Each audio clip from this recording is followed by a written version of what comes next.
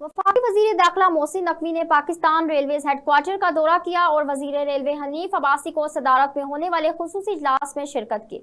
इजलास में मुल्क भर खुसूसन बलोचिस्तान में रेलवेज लाइन्स और ट्रेनों की सिक्योरिटी के इकदाम का तफसीली जायजा लिया गया। इजलास में फैसला किया गया कि रेलवेज के अराजी पर तजावीज़ात के खिलाफ मुश्तरका क्रैकडाउन किया जाएगा, जिसमें नेशनल कांस्टेबलरी और रेलवेज पुलिस हिस्सा लेंगी।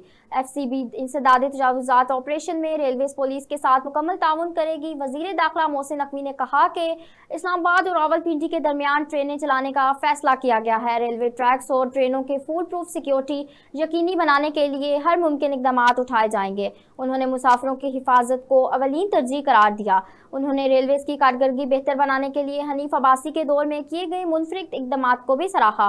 वजीर रेलवेज हनीफ अब्बासी ने तजावीज़ात के खात्मे में फेडरल रिजर्व पुलिस के मुआवनत पर वजीर दाखिला मोहसिन नकवी का शुक्रिया अदा किया। अब तक के लिए इतना ही। मज़ीद खबरों और अपडेट्स के लिए देखते रहिए B42 न्यूज़।